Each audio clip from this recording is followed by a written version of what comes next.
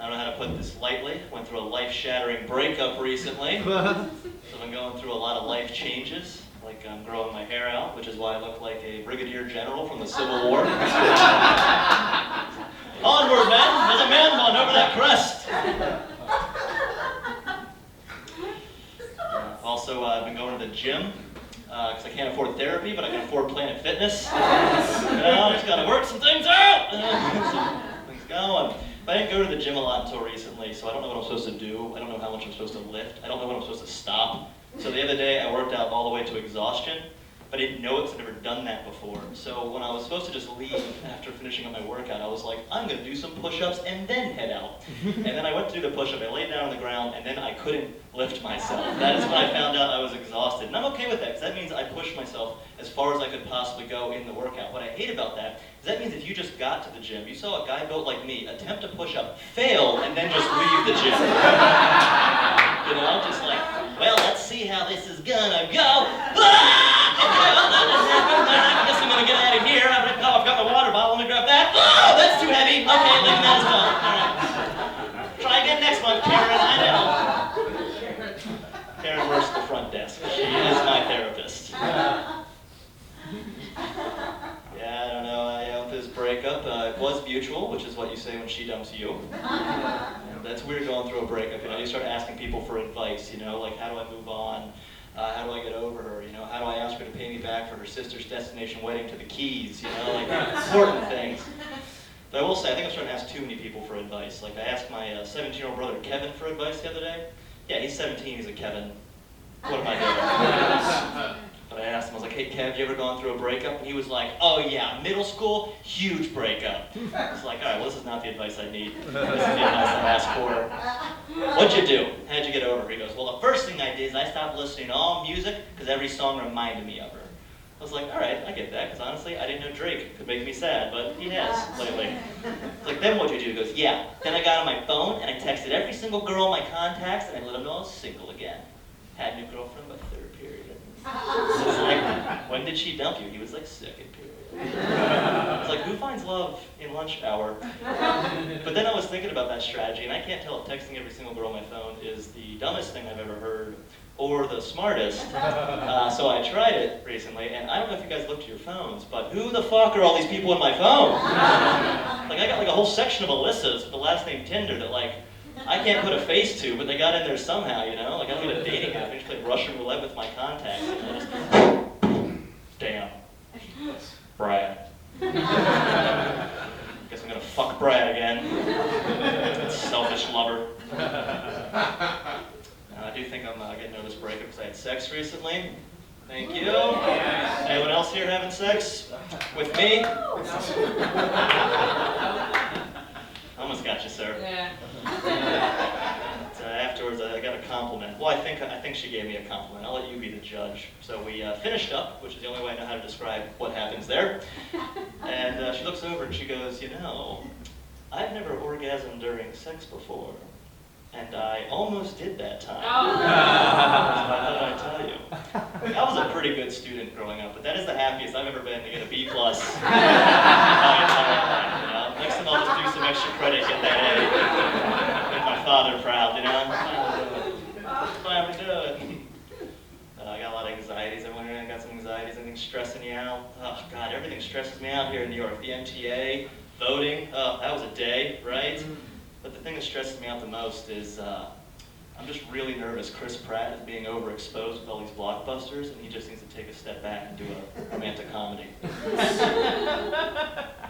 feel that way.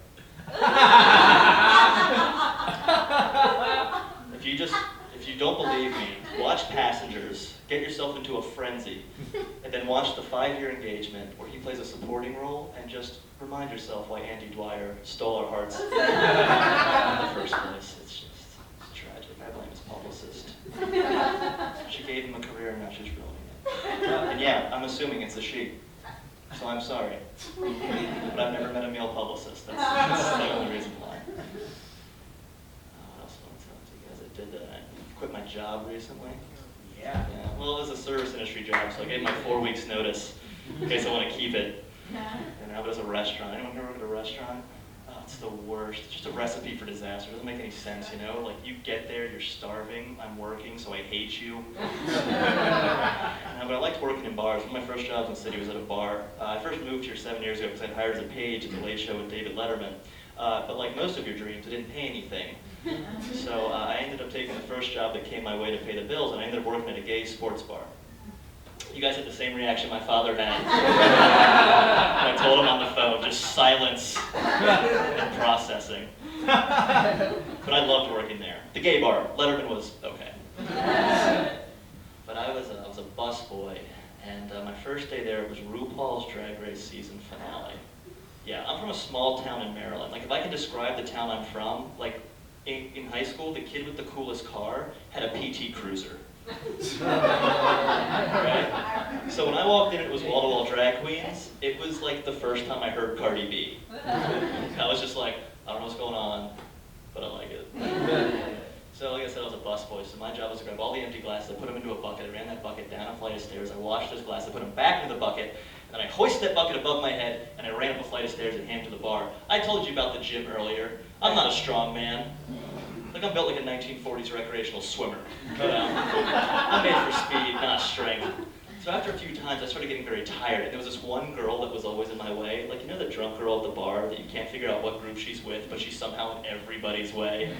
You know, she's just like, I'm here for the drinks.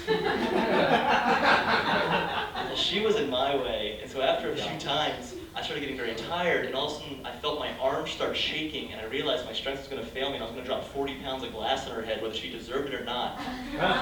And then all of a sudden, one of the drag queens saw what was happening, and across the entire bar yelled out, "Excuse me, miss, get out of that boy's way." And another drag queen stepped up and was like, honey, that's not a boy, that's a man." And I was just standing there like,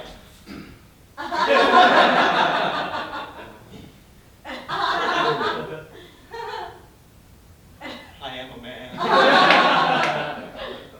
But I got fired. Eventually got fired from the gay bar. One day they pulled me aside and they were like, "Hey, so the GM found out you're not gay," and they were just like, "What are you doing here?" I was like, "Well, personally, I don't think there's anything wrong with me being here, but if you must know, this was the only job that would hire me based on my bone structure. Sorry if you feel tricked, but I have felt used, so we'll leave it at that." I'm turning 30 next month. I'm getting older. I feel it happening. Like, I'm not that old, you know. Like, I'm old enough that I'm sure my dad would appreciate it if I got off his cell phone plan. Is it truly a family plan if we're not all on it? I'm gonna break up the family, Dad. I can tell I'm getting older because I can't even understand the language of guys that aren't that much younger than me. Like, I was in Boston doing a show, and my cousin goes to college there, and he wanted me to come to a party. He wanted me to come to a college party. He texted me back, I looked at my friend, I was like, "Hey dude, you want to go to a college party? I think it's a French party." My cousin said it's Lataf. Is that French? Can we go to a French party? I think it's some Harvard grads, maybe some Harvard undergrads. Dare we? Ooh, a little French party, Lataf. You want to go? And he was like, "Dude, it's not Lataf, it's lit as fuck." And we got there. It was Lataf as fuck. Oh my god. It was crazy. Like, even drinking's different, you know? Like, I'm still like a pretty big drinker, you know? But at my age, like, I want to have like a good IPA. I want to drink 8 of them, and I want to wake up with Netflix still playing on my laptop on my chest, you know? But I got there, these guys are drinking like that $8 bottle of vodka. Just that sweet, sweet plastic bottle of vodka. And I'm trying to be cool, so I'm trying to keep up with him, and I start pushing Blackout, and then his improv troupe showed up. Yeah, let's make a bad night worse, still a little improv in there. And they're being so positive, they're so optimistic. They're like holding each other, you know, they're like rocking back and forth. They're looking into each other's eyes, into each other's futures. And they're like, "Guys, we're gonna graduate soon, and then we're all gonna move down to New York City, and we're gonna be on the Saturday Night Live show." And something in me snapped. And I came bursting in the room, and I was like, first off, statistically, no. It's more likely you're just gonna die before you make that SNL. And then I went to the bathroom and I passed out, which sounds sad, but I was supposed to sleep on the couch, and they were all sitting on the couch, now watching a film that they claimed was Robin Williams' best film. What do you think that film was? Patch Adams. Flubber, Patch Adams. Anything else? Good Will Hunting. Mrs. Doubtfire. So far, no one has said a wrong answer. What they claimed was Robin Williams' best film is the movie RV. RV. Yeah. So I decided sleeping on a dirty bathroom floor was better than disgracing the memory of Robin Williams. I'll wait for my purple heart. All right, guys, on the labels. Thanks for watching.